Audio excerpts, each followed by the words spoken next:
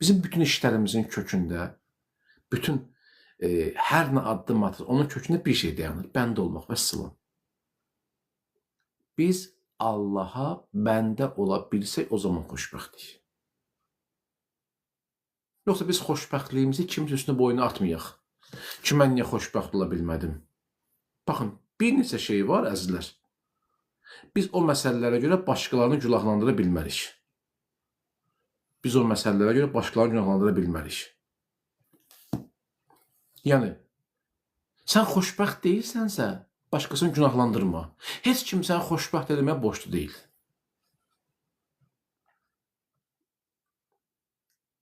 Yəni, başqasını ittiham eləmə.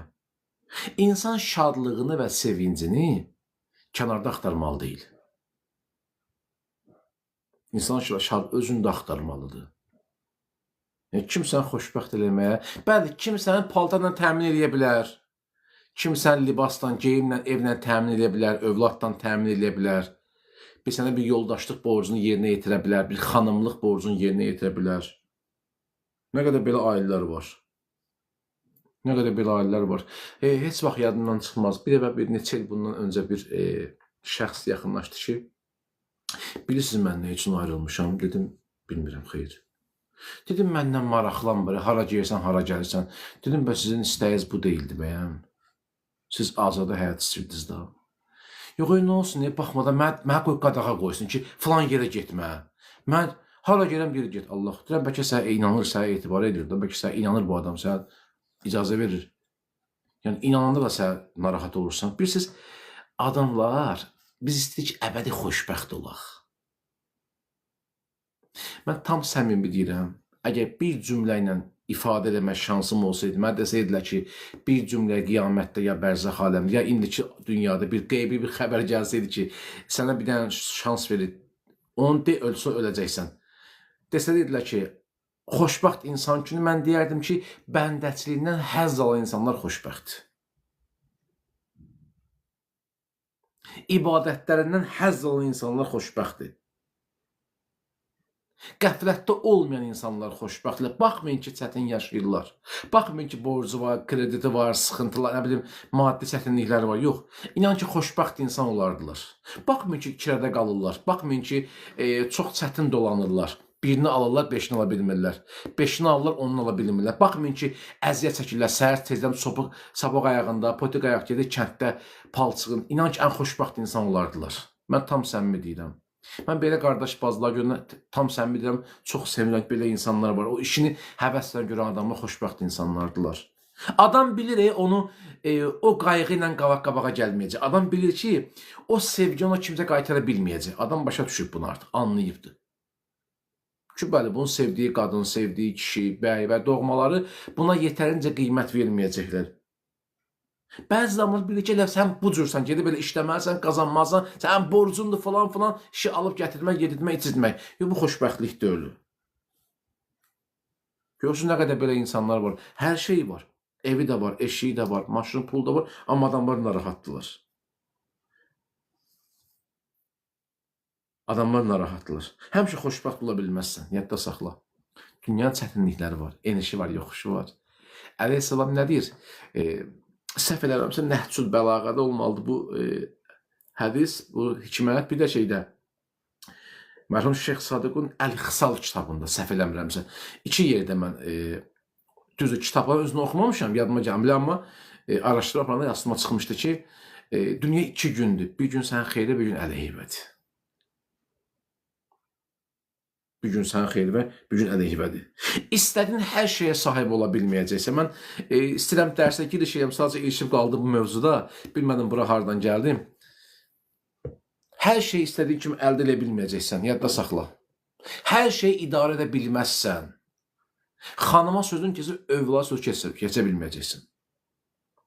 Övladın səni dinləyəcək, xanımın dinləməyəcək. Olur, dünyanın işi bu cürdür. Ərin sənə qiymət qoyacaq, amma gəlinin oğlun sənə qiymət qoymayacaq. Dünyanın işi bu cürdür. Dünyanın işi bu cürdür. Nə qədər yaxşı, əlini bala batırıb ağzına bal qoyursan, xanımın gəlinisən da.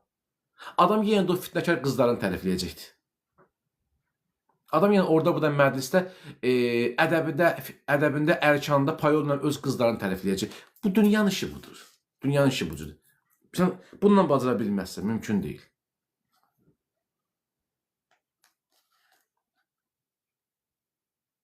Bu cür insan. Yəni hər şeyi idarə edə bilməyəcəksən, yadda saxla.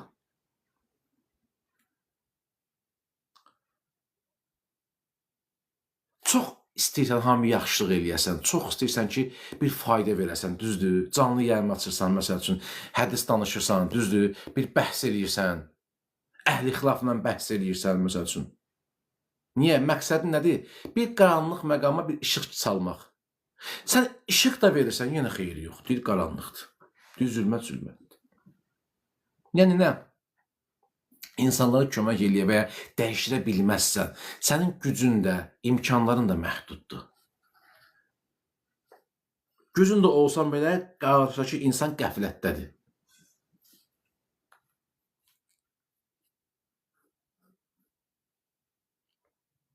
Bəzi adamlara xeyri yoxdur. Elə hey deyən xeyri yox. Ona görə danışmasan yaxşıdır. Bəzən deyir o, danışmaq insanı mömin deyir, nuruna aparar. Mən bir ustadların birindən eşitmişdim. Bir əvvəl ticarət yerində işləyirdim, satıcı işləyirdim. Deyim sizə, 2008-2009-cu ildə. Bir dənə müəllim var idi. Mən görəcəyim maşallah, 16 il bundan öncə. Mağazaya uşaqlar gəlirdilər.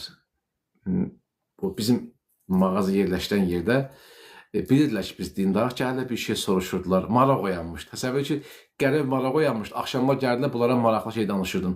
Mən danışıramsa 2009-cu ildə. Təzədən məhlələn uşaqlar gəldilər, maraqla dururdular mağazanın qabağında.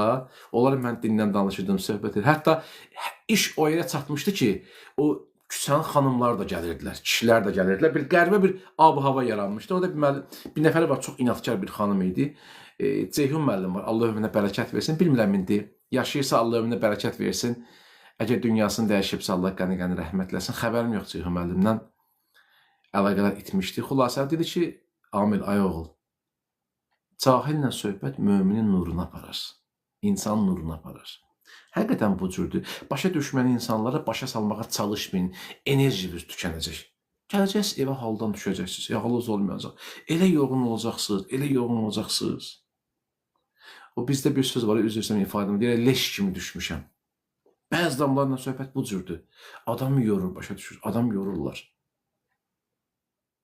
Özləri də bilir, o qarşıdakı insanlar da səhv elədiklərini sadəcə boynuna almaq istəmirlər. Qardaşlar var, əzizlərimiz var, sağ olsunlar, haqdan danışırlar. Çox böyük işlər görürlər. Mən hərdən o qardaşlara həqiqətən də yaxşı mənada həsd aparıram, alqışlayıram o qardaşlarımızı, dua edirəm onlar üçün. Çünki onlar ağır bir dənə vəzifənin üzərinə götürüblər. Bəzi xilaflı məsələləri həllindən bağlı paylaşımlar edirlər, təfsir paylaşırlar. Məsəl üçün, Əhl-i Beyt marifini yaxşı başa düşməyib, özünü ağıllı sayan bəzi bir dəstə insanlar var. Bir-iki dənə şey oxuyurlar, alimə tənə vururlar, müctəhidlə tənə vururlar. Bizi bəzilərində ayağına baz verirlər, körpü salırlar. Bilirsiniz, bizim özümüzün daxili problemimiz varsa, bizim daxilimizdə həll olmalıdır. Sən niyə çıxırsan bunu mikrofonla və rəsmi şəkildə, ictimai şəkildə kimə bunu yayırsan, danışırsan. Sənin bir dərdin, problemin varsa, bir dənə görüntü görmüsənsə, o görüntüyə görə sən o məktəbə söz deyə bilməzsən. Sənin də çox problemlərin var. Sənin də əqidəndə problemlər var. Biz çıxıb onu danışmırıq. Biz demirik, hansısa etibar etdiyin, oxuduğun alim öz söyüşkən bir alim olubdur. İndi tələbələr yaxşı bilir, mən söhbət kimdən gedir. Bir alim var idi, da adını çəkməyim.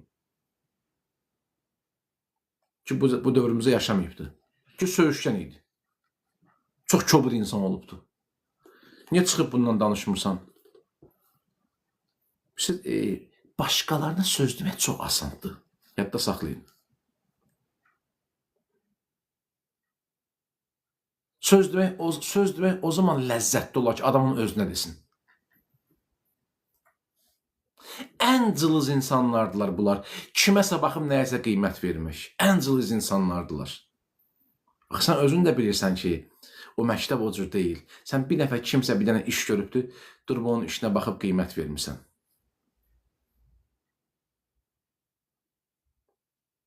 İndi ələ bir dənə fürsət düşüb, əlbə bir dənə minbər düşüb, bir dənə meydan düşüb, elə bir at oynatmaq lazımdır. Çox olub, səndən çox olub bu dünyada gəlib gediblər hamısı. Elə bir kəlmə deyib, sonra çıxıb gediblər. Sən Peyğəmbər minbərindən ədəblə istifadə elə, ərkanla istifadə elə, əhl-i beyt marifini çatdır. Kim nə pişirdi, biri tort pişirdi, biri şirinət pişirdi, sən nə işvə qalıb? Nə işvə qalıbsan? Sən çox istəyən adamsan, adamın özünü yığardın. Deyədin, qardaş, məsələ bu cür deyil, falan cürdür. Demək, sən istəməmsən. Sən istəməmsən. Bir dəstə insanlar var, bax, bu cür fitnəyə səbəb olurlar. Kimlərinsə əlinə şans verirlər, şərait yaradırlar. Biz ibrət almalıyıq. Bizim müasir dövrümüz, bugünkü dövrümüz ibrət dövrüdür. Tam səmimi deyirəm. Süzülmə dövrüdür. Bugünkü dövr analiz dövrüdür, izah dövrüdür. Mən bilmirəm hansı imamın dövrünə gəlib düşür bu dövr, bilmirəm. Tələbələr daha yaxşı bilirlər. Əleyhissalam, Həzrət İmam Həsən əleyhissalama buyurur. Gəlin dərsə başlayaq. Bura qədər bağışlayın, biraz əlavə danışdım. Üzr hesab eləyin.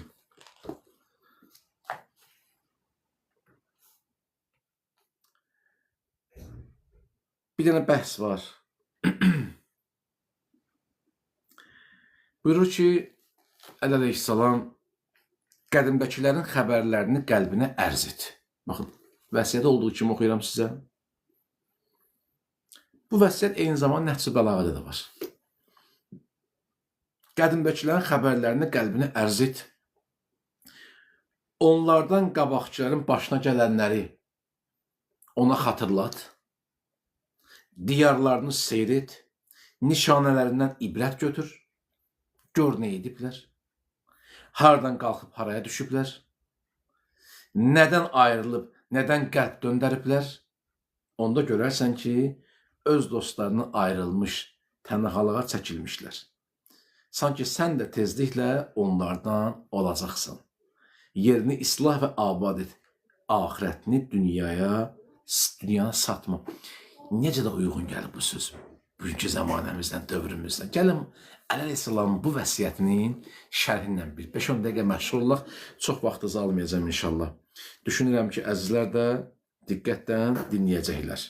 Çox maraqlı mesajlar verdi əleyhissalam. Bugünkü zamanəmizdə mən o dəfə demişəm sizə, bu vəsiyyəti əleyhissalam bizə deyil əslində. Nəinki oğlu İmam Həsən əleyhissalama. İbrətdən qəflətə kimi, belə bir bəhsdir bugünkü bəhsimiz. İbrətdən qəflətə kimi. Əleyhissalam keçmiş nəsillərdən, tarixdən dərs almağı bizə göstərir. Keçmişdəkilərdən biz dərs alaq. Yəni bir növ tarixi bir laboratoriya kimi istifadə eləməliyik. Biz tarixi bir laboratoriya kimi istifadə eləməliyik. Yəni biz keçmişdəkilərin həyatını nağıl kimi oxumayaq əslində. Analiz, baxın, bayaq deyirdim sizə, onların aqibətini analiz etməyi bizə sanki əleyhissalam əmr eləyir. Həyat dərsini biz bunu çevirməliyik. Düşünmə ki, 15 əsr bundan qabaq olubdur, 10 əsr bundan qabaq olubdur. Gördünüz, Yusifi Allah hardan hara gətirdi. Bizim üçün bir dənə dərsdir. Dərsdir. Günaha göz yummaq Yusif əleyhissalamı hansı məqamlara qaldırdı? Musa əleyhissalamı səbir və təmkinli olmağa gör hara qədər çatdırdı? Dənizin yarılmağına səbəb oldu. Qəlbinə ərz elədi, keçmiş xəbərləri qəlbinə ərz elə. Qədimdəkiləri qəlbə ərz elə. Yəni deyir, tarix ən böyük müəllimdir. Tarix ən böyük müəllim. Mümkündür ki, bir mühitdə olasan, dərs ala bilməyəsən, amma kitablar oxuyasan, analiz eləmə qabiliyyətin olsun, keçmiş hadisələri analiz eləyə biləsən.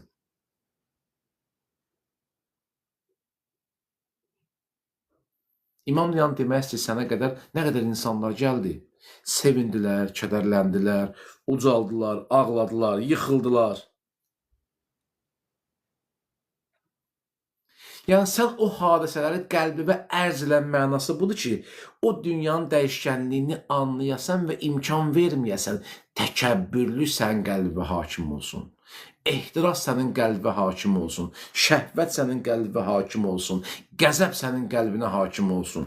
Yəni bir bazı əlvə qüdrət düşübsə, bunu həvai nəfsin kimi istifadə eləmə. Necə ki, bəziləri bu cür istifadə edirlər. Birinin əlinə bir bazı minbər düşür, nə gəl danışır, ağzına gələn danışır. Hamı da buna qulaq asır ha. Kommentlərdə də bir dənə minus yaza bilmirsən ha. Deyirsən, bax bu cür deyil məsələ. Siz onu istəmirsiniz. Nə bilim, çox gözəl insandır. Filan kəs hadı çox yaxşı adamdır. Bəli, zahirən o cürdür. Sən batinə görə bilmirsən. Bizim işimiz batin deyildi ki, zahir deyildi ki, Əhl-i Beyt məktəbinin işi batinləndir. Batinləndir. Biz gözlə görünməyənlə də məşğul olmaq, nə gözlə gördüyümüzdə, bizim işimiz gözlə görülməyənləndir. Bizim işimiz Allahlandır. Bizim işimiz İmam Zamanlandır, Məhdəviyyətdəndir. Bizim işimiz fənafillahlandır. Bizim işimiz müqərrəb olmaqlandır. Bizim işimiz mömin olmaqlandır, bəndə olmaqlandır. Ona görə sən zahirə varmısan. Sən bugün zahirə baxdığın üçün falan kəslərə qiymət verirsən, yaxşı görsənsən gözündə. Sənin başqalarından fərqin yoxdur. Elə əhl-i xilaf da bu cürdə zahirə baxıb qiymət verirlər. Onlar da bu cürdülər.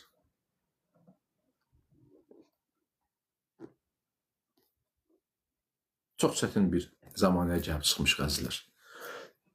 Cəmaət nə görür, ona qiymət verir. Üstünün ununu görüb dəyirmanı, atalan qəşəng məsələ var. Üstünün ununu görüb dəyirmanı sayırlar.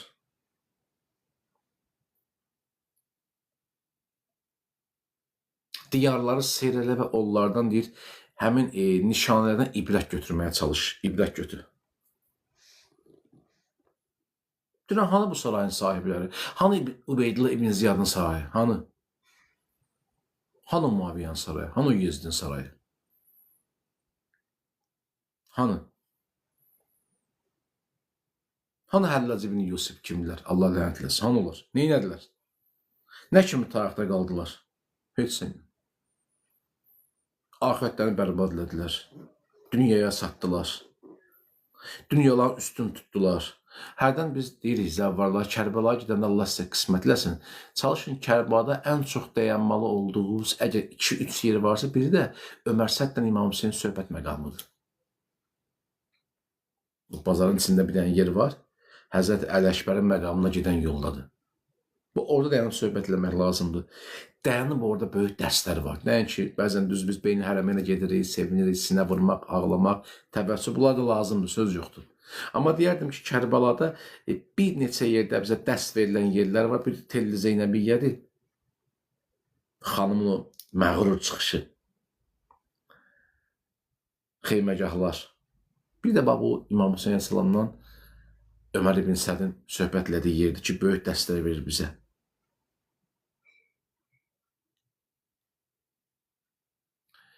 İbrət götürən insanlar üçün hər bir daş parçası nəsihətdir, əzizlər. Hər bir daş parçası nəsihətdir. Bu daşlar hardan qalxdılar, hardan düşdülər? Bütün bu deyilənlər, Əleyhisselam özünü hazırla. Sən də bunlarla rastlaşacaqsan. Gördünüz nə oldular İmam Həsən dövründə? Baxmışsınız da, hətta filmi də var, serial da var. Baxmağı təklif edirəm sizə. Baxın, belə bir adı var həmin serialın, Tənha qalmış sərkərdə. Tənha qalmış sərkərdə. Belə bir adı var serialın. Baxın, görün, nə hallara gəldi düşdü İmam Həsən əleyhissalam, hansı hallara düşdü.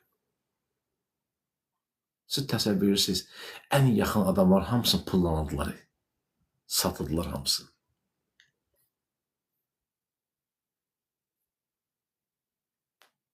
Hamısı satıldılar. Satdılar hamısını pula. Muaviyyə hamısını pulla aldı.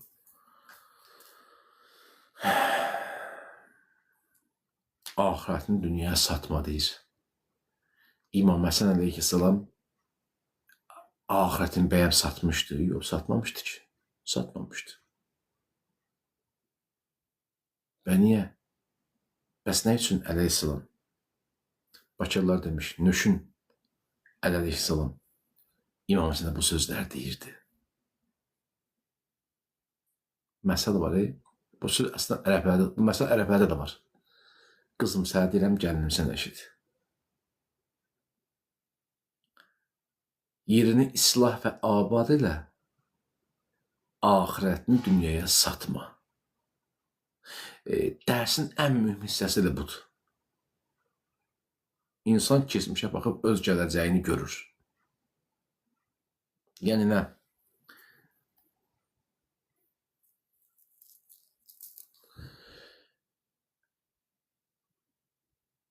Bir dənə söz deyim sizə.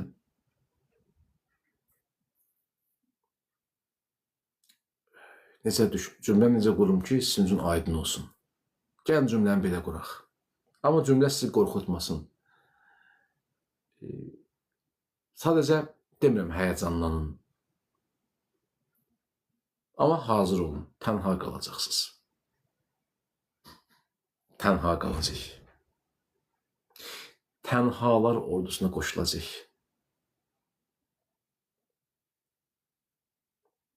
Vaxtımız çox azdır. Qısa müddətli ömrü o zahir ləzzətlərə qurban verməyə. Çox qısa ömür, ləzzətlər var. Çox qısa. Çox dadlı yemək görsənir, amma həkim sənə deyib pəhriz saxla. Ağzın suyu axırda, bəhbə, o kabın iyisi burada görmüsünüz. Tikə kebab, lülə kebab, ciyər kebab, dana bastırması. Qoxusu nəcür vurur. O odun peçi olur, o ağac yanır. Bozbaş qaynayır üstündə, bozbaşın qoxusu gəlir, ətin, yağın suyu, bəhbət, doğan. Çox dadlı, ləzzətli gələrsən, çox dadlı.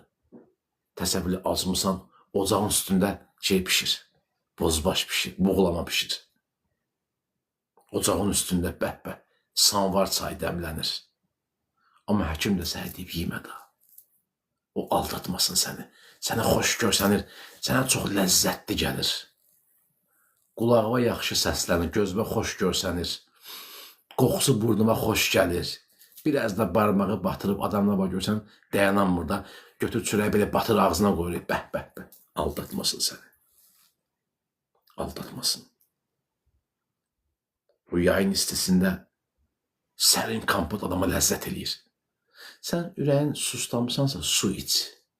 Sərin kompot sənin qızdırmağa səbəb olacaq. Boğazın gələcək. Dünyanın işi budur. Aldatmaq üçün bizi hər cür dona gələcək. Və o dünyaya aldanmaq üçün bir dənə də varlıq var ha. İçimizdən bizi dartır nəfsim, özümüz. Nəfs yəni insan özü, nəfs. Bir yanında şeytan qızışdırır. Nə olacaq? Bir dəfə içməklə göyə nə olacaqdır? Dərman atarsan da. Nə olacaq? Bir dəfə zinə eləməklə. Nə olacaq? Üzürsən bir dəfə qucaqlamaqla, öpməklə. Nə olacaq? Bir dəfə pul götürməklə. Tövbə eləyərsən da. Keçəcəkdir. Allah bağışlayandır. Şeytan bunu deyəcək. Nəfs deyəcək. Davaya sən buna ehtiyacın var. Sən neysən? İşimi görəsən nəyə lazımdır? Görəsən gətirib 5 manat, 3 manat pul verən var. İşim görəşin, sən halal zəhmətindir. Sən qədri bilmirlər. 5 manat üstünə qədəyib olmaz. Pul üstə o, pulun o parlaqlığı səni çəkir.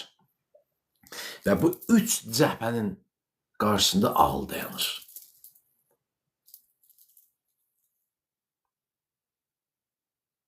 Sanki sən də tezliklə onlardan olacaqsın. Yerini islah və abad et. Axirətini dünyaya satma. Əleyhisselamın sözü olur İmam Həsən Əleyhisselama. Yəni bizə deyir. Tənhalıq ordusuna qoşulacaqsa, tənha qalacaq, əzizlər, yadda saxlayın. Bəlkə də bəzilərimiz qalıb artıq. Bəlkə də bəzilərimiz o qayğını, o səmimiyyəti, o mehribançılığı istədiyimiz həyata görə bilmirik. Biri yoldaşından, biri ərindən, biri uşağından, biri sağlamlığından, biri səhhətindən, biri maddiyyatından imtihan olur. Və hadisələrin mərkəzində qalırsan. Mərkəzində qalırsan.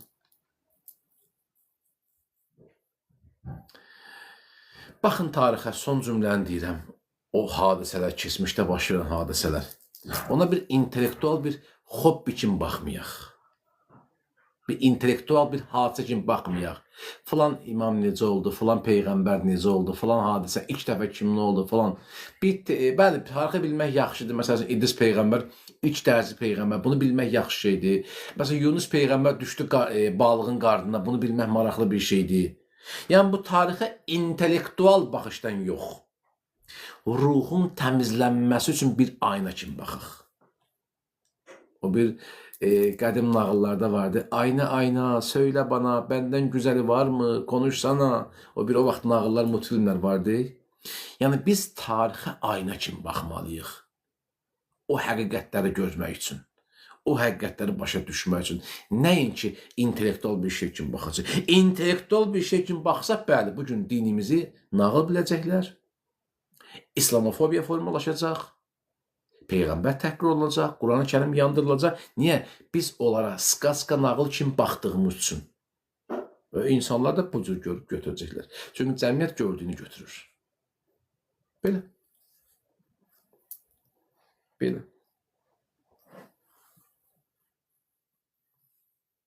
Bu dünya bu qədər bağlanmamaq istəyiriksə, mütləq və mütləq düşünməliyik. Mütləq və mütləq təmizlənməliyik, mütləq və mütləq dərk eləməliyik. Allah ağıl adlı bir çox güclü, fundamental prinsiplərə sahib olan və gücə malik olan bir ordu verib bizə. Nə xoş bizə o oradan, ağıl ordusundan istifadə edə bilsək. Esselamu aleykum və rəhmətullahi və bərəkət. Peyğəmbər və ali Peyğəmbər salavatla yad edək. Allahümmə salli alə Muhammed və ali Muhammed və accil ərəcəm. Belə bugünlük dərsimizdə bu qədər. Allah hər birinizdən razı qalsın inşallah.